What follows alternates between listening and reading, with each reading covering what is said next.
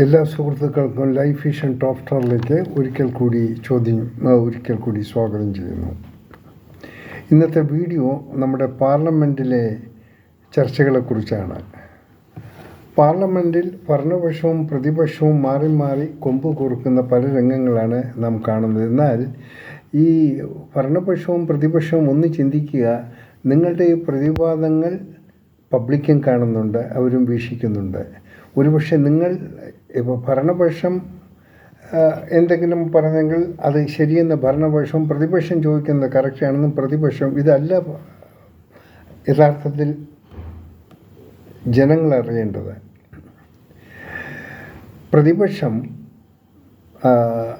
ആരോപിക്കുന്ന ചില കാര്യങ്ങളുണ്ട്, അതിന് അർഹിക്കുന്ന മറുപടിയും സത്യസന്ധമായ വിവരങ്ങളും കൊടുക്കേണ്ടത് ഭരണപക്ഷത്തിൻ്റെ ആവശ്യമാണ്. ഭരണപക്ഷം അവരുടെ രീതികൾ നല്ല രീതിയിൽ അപ്ലിഫ്റ്റ് ചെയ്യാനും നല്ല ഭരണം കാഴ്ചവെക്കാനും ശ്രമിക്കുന്നതായി അവർ വിശ്വസിക്കുന്നു. ശരിയായിരിക്കും, ശരി തന്നെ എന്ന് കരുതാം. എന്നാൽ ഭരണപക്ഷത്തിൽ നിന്ന് വരുന്ന ചില ചോദ്യങ്ങൾ അത് അത്ര കണ്ട് സ്വീകാര്യമായ കാര്യങ്ങളല്ല.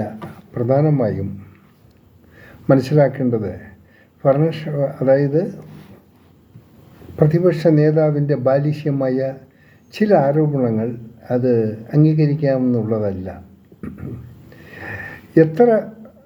നമ്മുടെ ഈ സിന്ദൂർ ഓപ്പറേഷനിൽ എത്ര ഫ്ലൈറ്റ് നഷ്ടപ്പെട്ടു, മറ്റെന്തെങ്കിലും നാശങ്ങൾ നമ്മുടെ സേനയ്ക്കുണ്ടായി, എത്ര കാഷ്വാലിറ്റി ഉണ്ട്, ഇങ്ങനെയുള്ള ഇത് ടോട്ടൽ വിഭിന്നമായ കാര്യങ്ങളാണ്. അതൊരിക്കലും പാർലമെൻറ്റിൽ ഡിസ്കസ് ചെയ്യേണ്ട കാര്യങ്ങളല്ല. അത് തീർച്ചയായിട്ടും ഡിഫൻസിനെ ഡിമോറലൈസ് ചെയ്യുന്ന ഒരു ക്വസ്റ്റ്യൻസാണ്. അറിയാം, അതിന് വേറെ ഒത്തിരി സോഴ്സുകളുണ്ട്.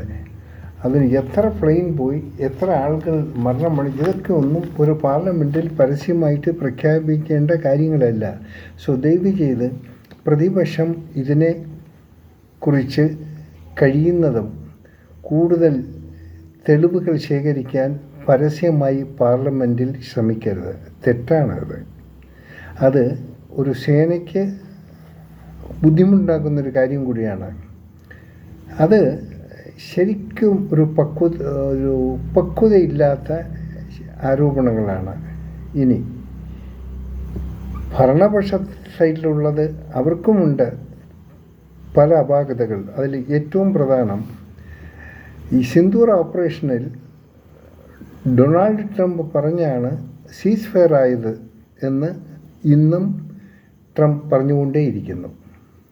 കുറച്ചെങ്കിലും ആർജവുമുള്ള ഒരു ഭരണപക്ഷം മോദി എന്തുകൊണ്ട് അതിനെ ഖണ്ഡിക്കുന്നില്ല? അവിടെ സൈലൻസ് ആകുന്നു. മോദിക്ക് നെഞ്ച് വിരിച്ചു പറയാം, ഇതിൽ ഡൊണാൾഡ് ട്രംപ് പറയുന്നതിൽ ഒരു സത്യവുമില്ല, അത് നല്ലൊരു സത്യസന്ധമായ പ്രസ്താവനയല്ല. ഡൊണാൾഡ് ട്രംപിനെ ഇന്ത്യ ഒരു ചുമതലയും ഏൽപ്പിച്ചിട്ടില്ല. പാകിസ്ഥാനുമായിട്ട് ബന്ധപ്പെട്ട് സീസ് ഫയർ ഉണ്ടാക്കണം, അതിനുവേണ്ട ബോഡികൾ മീഡിയേറ്ററായിട്ട് നിൽക്കണം, ഇതൊന്നും ഇല്ലാത്ത കാര്യങ്ങളാണെങ്കിൽ പിന്നെന്തിനാണ് ട്രംപ് വീണ്ടും ഇങ്ങനെ പറയുന്നത്? അത് ഖണ്ഡിക്കേണ്ടത് നരേന്ദ്രമോദിജിയാണ്. അദ്ദേഹം അതിനെ ഖണ്ഡിക്കുന്നില്ല, അവിടെ സൈലൻസ് ആകുകയാണ്. അതിന് പകരം പറയേണ്ടത് കഴിഞ്ഞ നാളുകളിൽ ഈ യുദ്ധത്തിലൊക്കെ ഏർപ്പെട്ട നേതാക്കന്മാരെക്കുറിച്ച് മോശമായി പറയുക, അത് ബാലിശമായ കമൻസുകളാണ്. സോ ഈ ഭരണപക്ഷവും പ്രതിപക്ഷവും നിങ്ങൾ സഭയിൽ കിടന്ന് ആറാടുമ്പോൾ നിങ്ങൾ പറയുന്നതെല്ലാം ജനങ്ങൾ വിശ്വസിക്കുന്നില്ല. പിന്നെ അത് ഭരണപക്ഷത്തു നിന്നും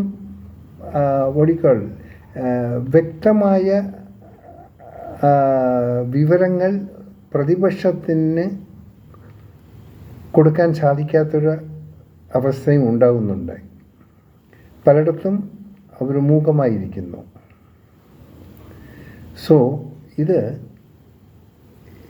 ഇത് വളരെ പ്രധാനമായൊരു കാര്യമാണ്. അതുകൊണ്ട് ഇനിയെങ്കിലും ഭരണപക്ഷം ഒന്ന് മനസ്സിലാക്കണം, പഹൽഗാമിൽ ഒരാക്രമണം നടന്നു, അതറിഞ്ഞുകൊണ്ട് നടന്നതാണ്.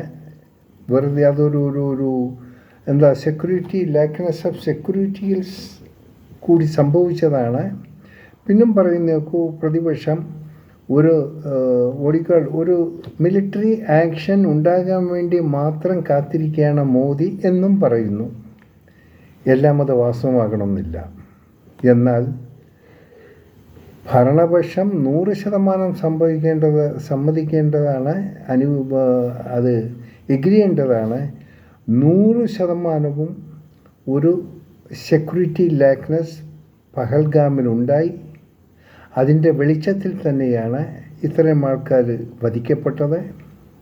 ഇതിൻ്റെ പേരിൽ തന്നെയാണ് സിന്ദൂർ എന്ന ഒരു ഓപ്പറേഷൻ തുടങ്ങേണ്ടി വന്നത്. അത് ഒഴിവാക്കാമായിരുന്നു. അത് സെക്യൂരിറ്റി ലാക്നെസ് കാരണം മാത്രമാണ് അങ്ങനെ ഉള്ള സംഭവവികാസങ്ങൾ ഉണ്ടായത്. സിന്ദൂർ ഓപ്പറേഷൻ എന്നുള്ള ഒരു ഓപ്പറേഷൻ സ്റ്റാർട്ട് ചെയ്തത്. സോ ഭരണപക്ഷം ഉയർത്തിപ്പിടിക്കുന്നത് എല്ലാം 100% ശരിയല്ല. അവരുടെ ഭാഗത്തും അപാകതകളുണ്ട്. അതവർ സമ്മതിക്കുന്നില്ല. സമ്മതിച്ചേ പറ്റൂ. നിങ്ങൾ സമ്മതിച്ചില്ലെങ്കിലും അത് പബ്ലിക്കിനറിയാം. സെയിം ടൈം പ്രതിപക്ഷവും ആരോപിക്കുന്നത് ചില ബാലിശമായ കാര്യങ്ങൾ. ഇനിയെങ്കിലും പ്രതിപക്ഷം ഒരിക്കലും ഈ സേനയെ ഈ ആരോപണങ്ങളിൽ പിടിച്ചത് അവരെ ഫ്രീ ആയിട്ട് വിടുക. അവർ വേറൊരു സെക്ഷനാണ്. അത് നമ്മളുമായിട്ട് ഈ പാർലമെൻറ്റിൽ അവരെ വലിച്ചഴിക്കേണ്ട ഒരു കാര്യമില്ല. അത് പ്രതിപക്ഷ നേതാവിന് വെച്ച് വലിയൊരു ഒരു അപാകതയാണ് തീർച്ചയായിട്ടും. എത്ര പ്ലെയിൻ അതൊക്കെ നഷ്ടത്തിൻ്റെ കേസ് പറയാൻ പറ്റില്ല. ഇറ്റ് ഈസ് എ വാറിൽ പലതും സംഭവിക്കും.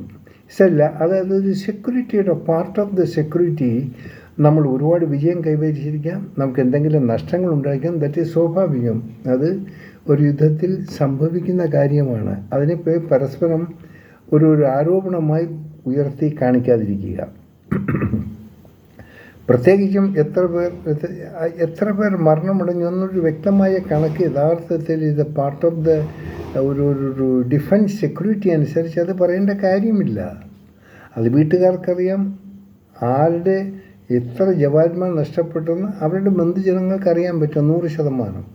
അത് പത്രത്തിൽ ഇങ്ങനെ പരസ്യം ചെയ്യേണ്ട കാര്യമൊന്നുമില്ല. അത് അത്ര നന്നല്ല. അത് ശത്രുക്കൾക്ക് കൂടുതൽ നമ്മെക്കുറിച്ച് നമ്മുടെ കപ്പാസിറ്റിക്കുറിച്ച് അറിയാനുള്ള ചാൻസ് ഉണ്ടാകും.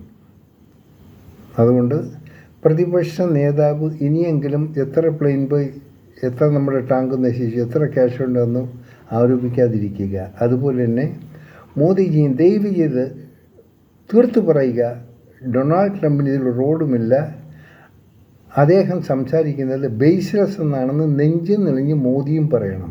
അപ്പോഴാണ് മോദിയുടെ തൻ്റെ ഇടം അറിയുന്നത്. പണ്ടൊക്കെ പണ്ട് ഇന്ദിരാഗാന്ധി പറഞ്ഞിട്ടുണ്ട്, അവരുടെ എങ്ങാണ്ട് നേവൽ ഷിപ്പ് ഞങ്ങൾ വിട്ടിട്ടുണ്ട്, അതുകൊണ്ട് യുദ്ധം നിർത്തണം, അതായത് ബംഗ്ലാദേശ് എന്തൊക്കെയോ ഇതൊക്കെ നിർത്തണമെന്ന് പറയുമ്പോൾ Indira Gandhi no, that is your lock, we take our operation. അങ്ങനെ തൻ്റെ ഇടമായി ഇന്ദിരാഗാന്ധി പറഞ്ഞതുപോലെ 100% മോദിയും പറയണം, ഡൊണാൾഡ് ട്രംപിന് ഇതിൽ ഒരു റോളുമില്ലാന്ന് എന്തുകൊണ്ട് പറയുന്നത് അത് പറയുക. അതാണല്ലോ പ്രതിപക്ഷത്തിൻ്റെ ആരോപണം. അതിനെ ഫൈനലൈസ് ചെയ്യുക. അപ്പോൾ പിന്നെ ആ ചാപ്റ്റർ അങ്ങ് തീർന്നു. അത് മോദി അത് ക്ലിയർ ആക്കണം. രണ്ടാമത് രാഹുൽ ഗാന്ധി ഈ ഒരു കാര്യങ്ങൾ വ്യക്തം മേലാൽ എത്ര പ്ലെയിൻ അതിനൊന്നും എടുക്കേണ്ട കാര്യമില്ല. ദാറ്റ് ഈസ് ടോട്ടലി ഒരു ഒരു കോൺഫിഡൻഷ്യലായിട്ടൊക്കെ സൂക്ഷിക്കേണ്ട കാര്യങ്ങളാണ്. അല്ല അതൊക്കെ ഒരു സബ്ജക്റ്റായിട്ട് എടുക്കാതിരിക്കുക, ജനങ്ങളെ കൺഫ്യൂസ് ചെയ്യിക്കാതിരിക്കുക. സോ എന്തിലും ഭരണപക്ഷവും പ്രതിപക്ഷവും എന്ത് ക്വസ്റ്റ്യൻ ആരോപിച്ചാലും അതൊരു ജെൻറ്റിലായിരിക്കുന്ന സ്റ്റേണായിരിക്കും. അത് പ്രധാനമായിട്ടുള്ള ഭാഗങ്ങളായിരിക്കണം. പബ്ലിക്കിനും ജനങ്ങൾക്കും അറിയേണ്ടതായിരിക്കണം. കാരണം ഇതൊരു ജനാധിപത്യ രാജ്യമാണ്. ജനങ്ങളാൽ ഭരിക്കപ്പെടുന്ന ഒരു രാജ്യമാണ്. അതുകൊണ്ട് ഈ ഭരണപക്ഷം പ്രതിപക്ഷവും ഒരു സ്റ്റാൻഡേർഡായിട്ടുള്ള രീതിയിൽ പാർലമെൻറ്റ് നയിക്കാൻ ശ്രമിച്ചാലും ഈ ഒരു വീഡിയോ ഇങ്ങനെ ചെയ്യേണ്ടി വന്നതിൽ ദുഃഖമുണ്ട്. പക്ഷേ എനിക്കിങ്ങനെയുള്ള ഒരു വീഡിയോ ചെയ്യാതിരിക്കാൻ നിവൃത്തിയില്ല. കാരണം മോദിയുടെ ചില മൂകതയും ഈ രാഹുൽ ഗാന്ധിയുടെ ചില ഒരു ചോദിച്ചുകൂടാത്ത ചില ചോദ്യങ്ങളും രണ്ടും അരുതാത്തതായിരുന്നു. കാണാം വീണ്ടും നമുക്ക് മറ്റൊരു വീഡിയോയിലൂടെ. ഞാൻ GK തുമ്പക്കാരൻ. Thank you.